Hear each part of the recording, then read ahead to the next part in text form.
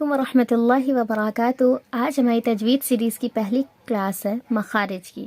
مخارج یعنی کہ جو بھی عربک لیٹرز ہیں ان کو ہمیں کس طرح سے ادا کرنا ہے، ہر ایک حروف کس جگہ سے ان کی ادائیگی ہو رہی ہے، اس کے بارے میں ہم لوگ پڑھیں گے۔ تو اگر آپ دیکھتے ہیں عربک لیٹرز میں تو ٹوٹل آپ دیکھیں گے کہ 30 لیٹرز ہوتے ہیں عربک میں، لیکن لاسٹ میں جو یا اور یا آتا ہے وہ ان کی آواز تو ایک جیسی ہے، اس وجہ سے یہاں پہ 29 لیٹرز ہوتے ہیں، جن میں سے 8 لیٹرز ایسے ہیں جنہیں ہمیں موٹا پڑھنا ہے، انہیں ہم پر حروف بولتے ہیں۔ پر حروف یعنی کہ وہ لیٹرز جنہیں کیسا پڑھنا ہے، موٹا پڑھنا ہے، جیسے کہ خ، را، صاد، ضاد، طا، ظا، غین اور قاف۔ تو یہ 8 حروف ہیں جنہیں ہمیں کیسا پڑھنا ہے، موٹا پڑھنا ہے۔ اس کے علاوہ جتنے بھی لیٹرز بچیں گے انہیں ہمیں باریک پڑھنا ہے، یعنی کہ جب آپ یہ لیٹرز پڑھ رہے ہوں گے نا تو ہلکا سا آپ کے ہونٹوں میں گلائی آئے گی، تھوڑا سا اس پہ زور دینا ہوگا، انہیں تھوڑا سا موٹا پڑھنا ہوگا، اور باقی جو لیٹرز ہوں گے انہیں ہمیں پتلا پڑھنا ہوگا، یعنی کہ وہ لیٹرز کہلائیں گے باریک حروف اور یہ 8 لیٹرز کہلائیں گے پر حروف۔ تو سب سے پہلے ہم آتے ہیں حروف ہوائیہ پہ۔ حروف ہوائیہ میں 3 لیٹرز آتے ہیں، الف، واو، یا۔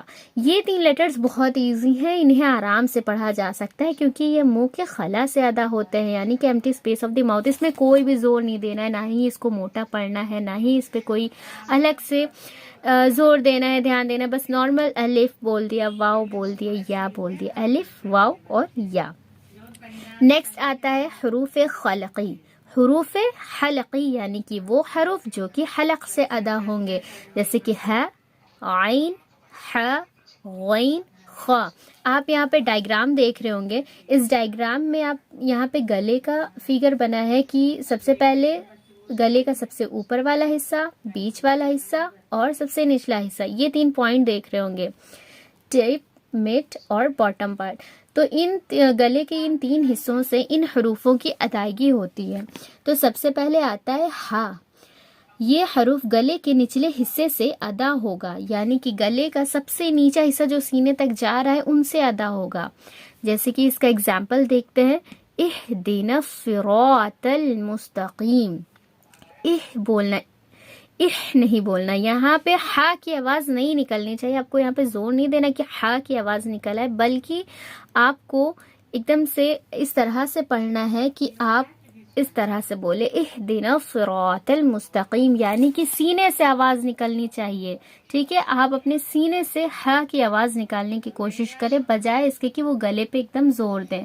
تو اس لیے یہ حروف کی ادائیگی کہی جائے گی کہ یہ گلے کے سب سے نچلے حصے سے ہوتی ہے۔ ایک بار میرے ساتھ پریکٹس کریں۔ ہاں میں جس طرح سے ہم سورہ فاتحہ پڑھتے ہیں تو اس میں کیا آتا ہے، اہدنا الصراط المستقیم، اہدنا الصراط المستقیم، ہدی للمتقین۔ ہو نہیں کہنا، ہو، ہدی للمتقین، ٹھیک ہے؟ اب اس کے بعد کیا حروف آتے ہیں، عین اور ہا۔ عین ہا ہو گیا اور غین خا ہو گیا، یہ ایسے حروف ہیں جس میں لوگوں کو بہت ڈیفیکلٹی ہوتی ہے اور اس کی وجہ سے جو بھی میننگ ہوتی ہے وہ چینج ہو جاتی ہے۔ اس لیے اگر آپ کو مخرج پتہ ہوگا کہ ان حروف کی ادائیگی کس جگہ سے کیسے ہو رہی ہے تو آپ کے لیے یہ بہت ہی زیادہ آسان ہو جائے گا۔ تو اس لیے جب عین اور ہا پہ آتے ہیں تو یہ عین ہا کا قاعدہ ہے کہ یہ گلے کے بیچ کے حصے سے ادا ہوتے ہیں، یعنی کہ گلے کا یہ جو بیچ والا حصہ ہے، مڈ پارٹ ہے، یہاں سے اس کو ادا ہوگا۔ اب اس کے لیے کرنا کیا ہے کہ آپ نا اپنی فنگر کو گلے کے اس بیچ حصے پہ رکھیں اور وائبریشن فیل کریں اور عین بولنے کی کوشش کریں، تو انشاءاللہ تعالی آپ جو ہے عین ہا کی ادائیگی اچھے سے کر پائیں گے اور اپنے قرآن کو اور خوبصورت بنا پائیں گے۔ تو اگزامپل دیکھتے ہیں عین کا، رب العالمین، رب العالمین، رب العالمین۔ پھر ایسے ہی ایک ورڈ ہے علیہم، عین زبر علیہم۔ آپ جو ہے اپنی فنگر کو گلے کے بیچ والے حصے میں رکھیں اور وائبریشن فیل کریں اور عین بولنے کی کوشش کرتے رہیں۔ ٹھیک اسی طرح سے ہا کے ساتھ ہے۔ اس کا اگزامپل دیکھتے ہیں،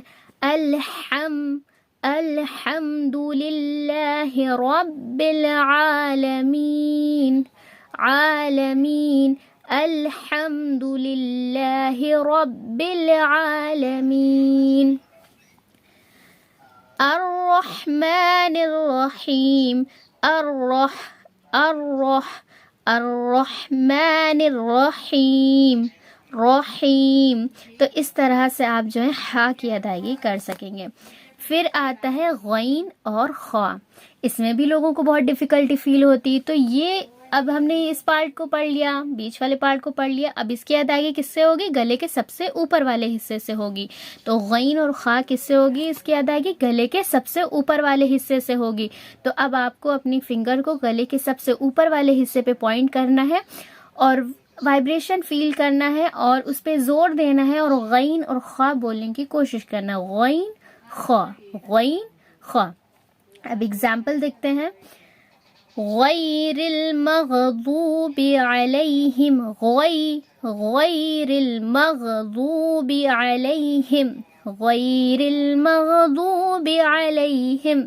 یہ سورہ فاتحہ ہی سے ہم نے اگزامپل لیے ہیں، تو آپ اس چیز پہ دھیان دیں تاکہ آپ جو ہر نماز میں سورہ فاتحہ پڑھ رہے ہیں اور بھی جتنی بھی صورتیں پڑھ رہے ہیں، کم از کم جو بھی نمازوں میں آپ یوز کر رہے ہیں نا صورتیں، ان کو پڑھتے رہتے ہیں، کم از کم ان کی تجوید اچھے سے سیکھ لیں۔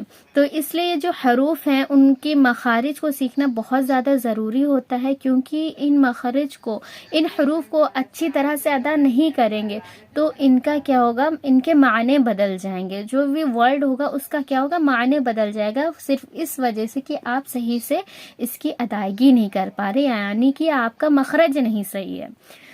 تو آپ کو ان تجوید میں مخارج کا سیکھنا بہت ہی زیادہ ضروری ہے، اس لیے سب سے پہلا جو قاعدہ سکھایا جاتا ہے وہ سکھایا جاتا ہے مخارج کے اوپر، یعنی کہ آپ کی شروعات ہی الف با سے کرنی ہوتی ہے۔ تو غین اور خاک کے بارے میں کیا ہے کہ گلے کے سب سے اوپر والے حصے پہ آپ نے دھیان دینا ہے، آپ اپنی انگلی کو رکھ کے اس وائبریشن کو فیل کر کے اس پہ زور دے کے آپ غین اور خا کو بولنے کی کوشش کریں، غیر المغضوب علیہم۔ اب جیسے کہ سورۃ الفلق میں آپ کیسے پڑھتے ہیں؟ من شر ما خلق، خا خا خلق، پھر ایک ورڈ آتا ہے خلفہم، خلفہم۔ تو یہ تھی مخارج کی کلاس، جس میں ہم نے پڑھا ہے، دو چیزیں پڑھی ہیں، حروف ہوائیہ اور حروف حلقی۔ انشاءاللہ تعالی ہم اور آگے اس کے قاعدے پڑھیں گے۔ آج کے لیے بس اتنا ہی، اور ان جو بھی یہ دو قاعدے آپ نے پڑھے ہیں حروف ہوائیہ کے بارے میں اور حروف حلقی کے بارے میں، ان کو نا آپ بہت دھیان سے پریکٹس کرتے رہیں اور اس کو جو ہے بار بار ایسے ایسے ورڈز قرآن میں ڈھونڈیں جہاں پہ یہ ورڈز ہیں اور انہی کو دھیان دیں، مطلب ریڈنگ کر رہے ہوں اور جہاں جہاں پہ یہ ورڈز، یہ لیٹرز آ رہے ہیں ان پر آپ کیا کریں، کوشش کریں کہ آپ ان کی ادائیگی اچھے سے کر سکیں۔